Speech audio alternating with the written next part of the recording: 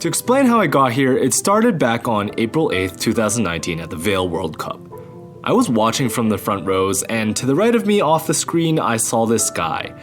His name is Daisuke Ichimiya, aka one of the coolest looking guys I have ever seen.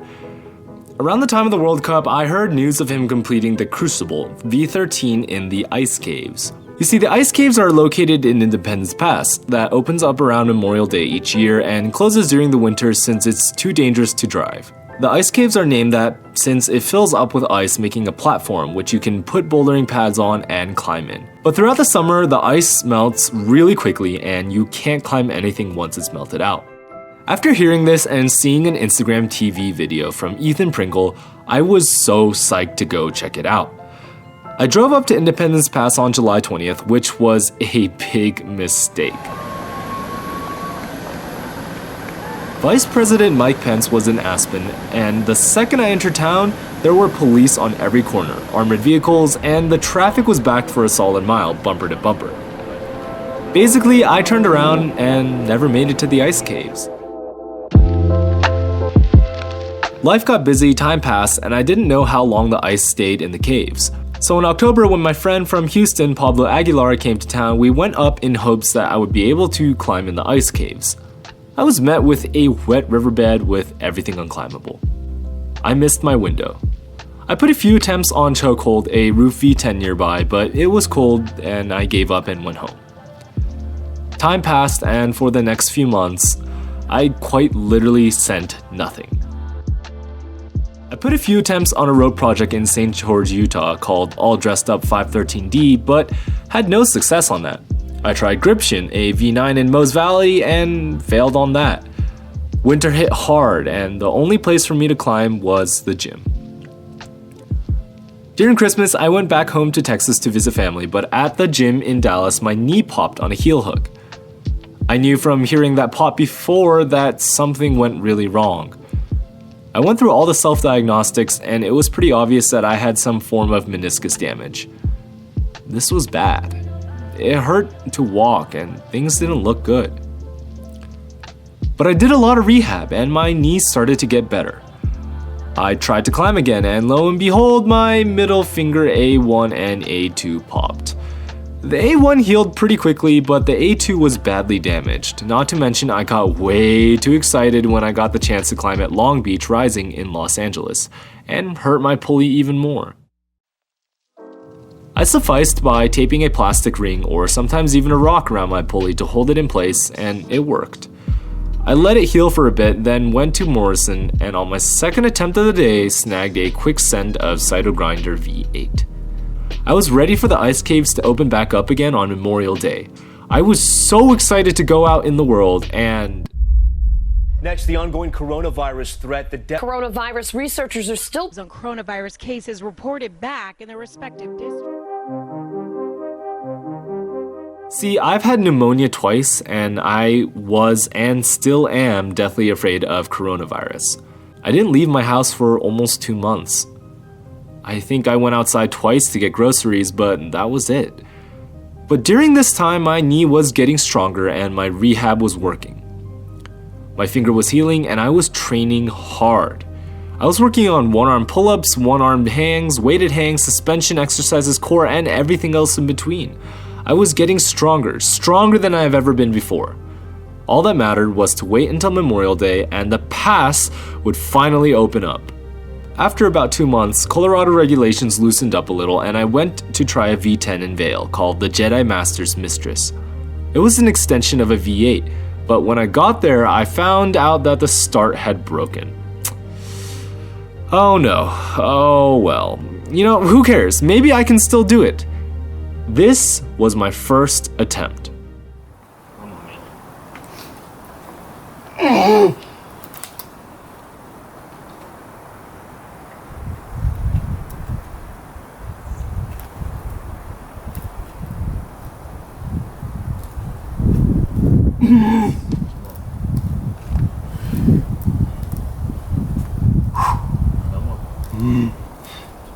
Finish it up.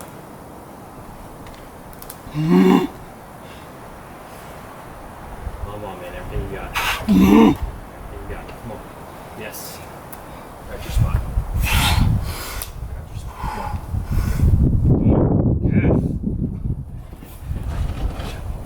Come on, you got it. Oh, man. No! Dude, you went out right. You went way too hard right. I was about to like just start yelling at you. I tried to. Oh my god! I had gotten to the last move. Then on my second attempt, third, fourth, fifth, sixth, I was falling at the last move every time. I went home, rested, and came back.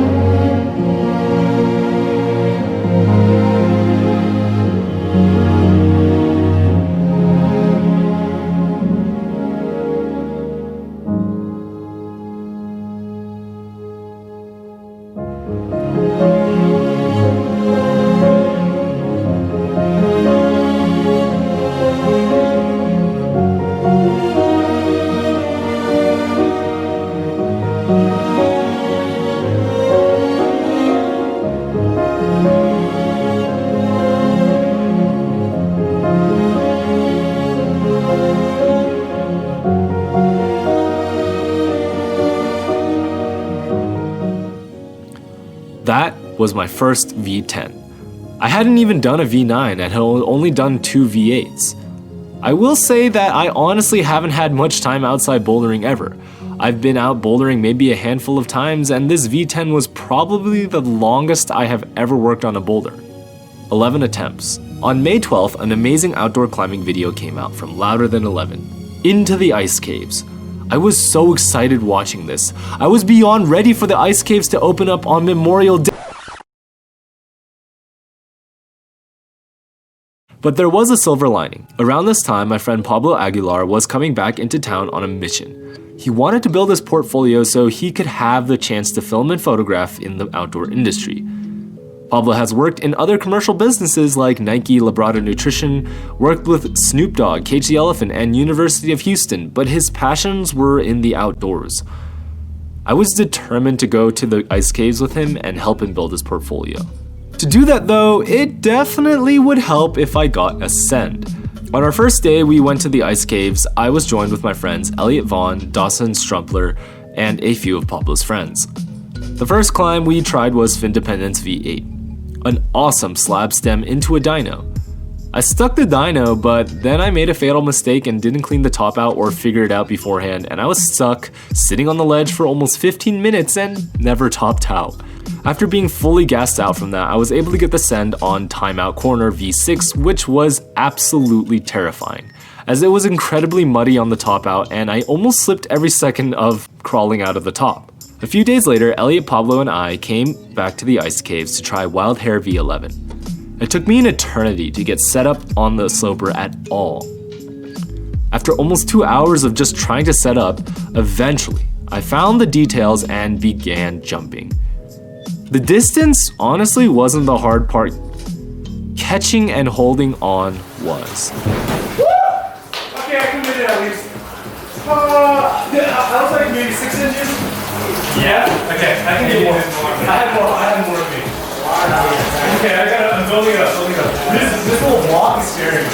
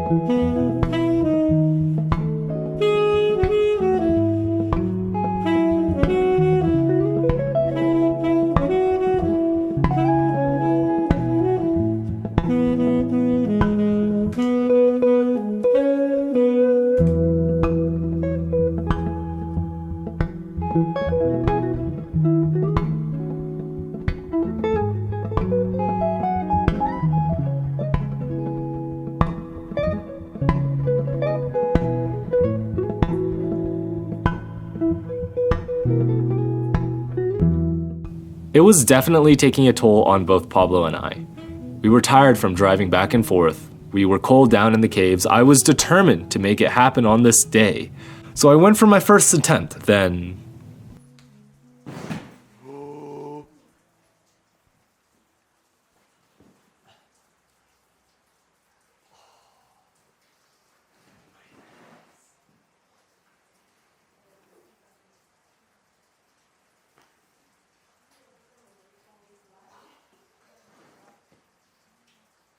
Good? The pad slipped out, and I hit my hip. This was extremely painful, but adrenaline kept me going and I went for another.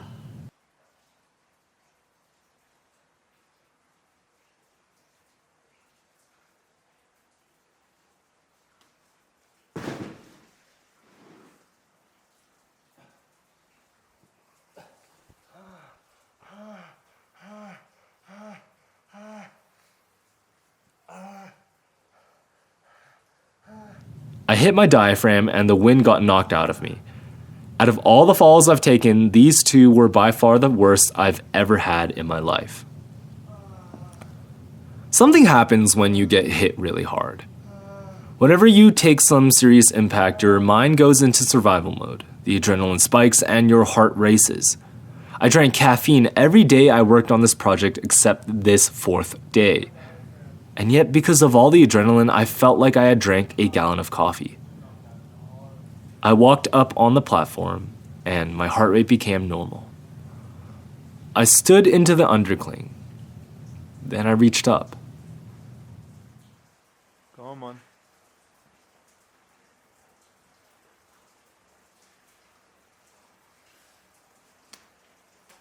Come on! Come on! Come on!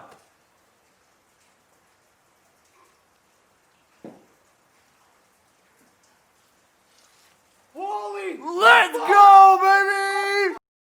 Let's go!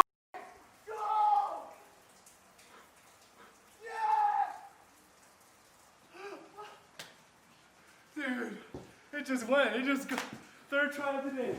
I can't believe it. Dude, I don't know what happened. It just... I'm not gonna believe I did this. Ever. Oh my god. Now, I'm not claiming to be a V11 climber after doing this, but what I am claiming to be is someone that is willing to spend hours smashing their body onto cold hard ice until it happens. I'll never be able to explain how I sent this problem. Everything felt wrong. I sat on the sloper for way longer than I usually do. I didn't even catch the dimple properly. But despite everything, I pulled it off. I caught the wild hare.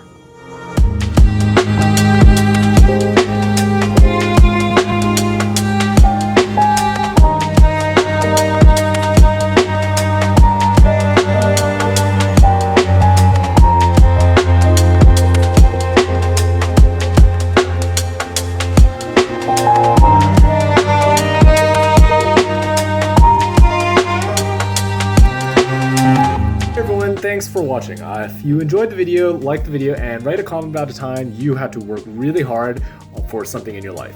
Huge thanks to Pablo, who I really want all of you to watch his cinematic edit of this project, which will be somewhere here or there.